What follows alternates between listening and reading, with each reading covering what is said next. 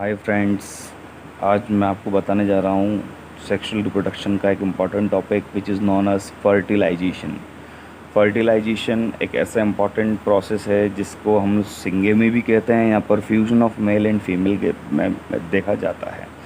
इसको अगर हम डिटेल्ड में देखें, the fusion of male and female gamete is called fertilisation और सिंगेमी। ये डिप्लॉइड जाइगोट का फॉर्मेशन करता है। Mainly the process of development of new organism without fertilization of female gamete is called parthenogenesis।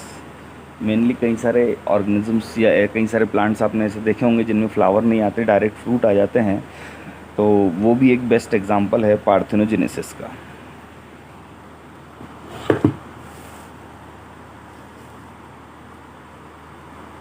अब यहाँ पर हम डिटेल्ड में पढ़ेंगे अबाउट एक्सटर्नल फर्टिलाइजेशन के बारे में तो आपको समझ में आ गया है, लेकिन दो प्रकार के फर्टिलाइजेशन देखे जाते हैं, external fertilisation and internal fertilisation. Mainly living organisms में जैसे कि फिश और फ्रॉग हैं, इनके अंदर syngamy outside of the body होता है और डेवलपमेंट भी एक्सटर्नल होता है। और कई सारे लिविंग ऑर्गेनिजम्स ऐसे होते हैं जिनमें इंटरनल फर्टिलाइजेशन होता है, जैसे कि बर्ड्स एंड ह्यूमन बींग्स, और ग्रोथ एंड डेवलपमेंट भी अंदर देखा जाता है। कुछ होते हैं ओविपेरस और कुछ होते हैं विविपेरस। ये भी मैं आपको आगे डिटेल में बताऊंगा कि किस प्रकार की प्रोजेनी लेवल में ओविपेरस और विविपेरस ही हमको देखने को मिलती है।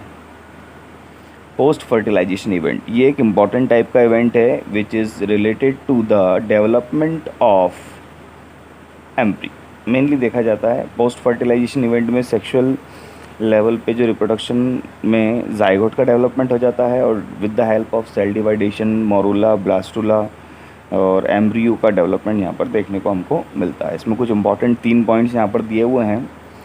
Event in the sexual reproduction after formation of zygote, ये जाइगोट के फॉर्मेशन के बाद पोस्ट फर्टिलाइजेशन इवेंट स्टार्ट होता है। Zygote is vital link that ensure continuity of species, यही कंटिन्यूटी ऑफ स्पीसीज को इंश्योर करता है। In algae and fungi, it developed thick wall of resistance। ये एक थिक वॉल की तरह एक रेसिस्टेंस वॉल तैयार कर लेता है जो प्रोटेक्टिव लेयर, जैसे कि अंडे के ऊपर एक लेयर रहती है, इसी प्रकार की चने के ऊपर एक लेयर रहती है, सभी प्रकार के सीड्स के ऊपर एक अपनी लेयर रहती है। ऐसे ही यहाँ पर एम्ब्रियो के ऊपर भी एक अपनी लेयर रहती है जो उसको प्रोटेक्टिव लेवल पर प्रोवाइड की जाती है। अब हमारा नेक्स्ट टॉपिक आ जाता है इसमें embryogenesis.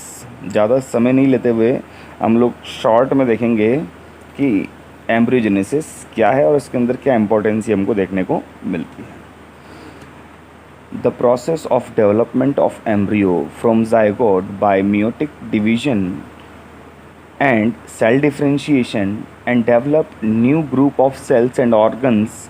This type of process or this type of phenomena is enhance about embryogenesis. इसमें दो प्रकार की डेवलपमेंट हमको देखने को मिलती है regarding embryo, viviparous and oviparous.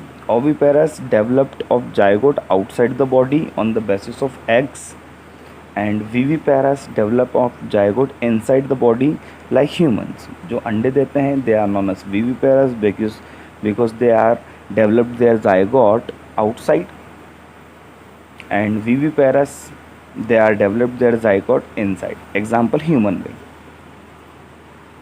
Mainly इसी प्रकार से हम लोग देखते हैं कि एम्ब्रियोजेनेसिस किस लेवल पर, और इसकी डिटेल हम आगे वाले चैप्टर्स में आपको बताएंगे, लेकिन स्टार्टिंग के लिए ये इनफ है। In following plants zygote is formed inside the ovule and it becomes seed.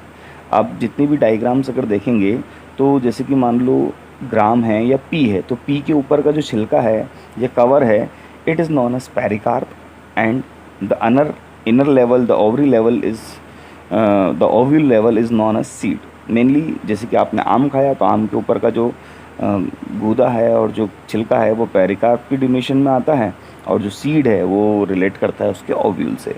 तो इसी प्रकार से सीड या एम्ब्रियो का फॉर्मेशन होता है ह्यूमन बींग्स में, प्लांट्स में एंड एनिमल्स में। Thank you and have a nice day to all of you.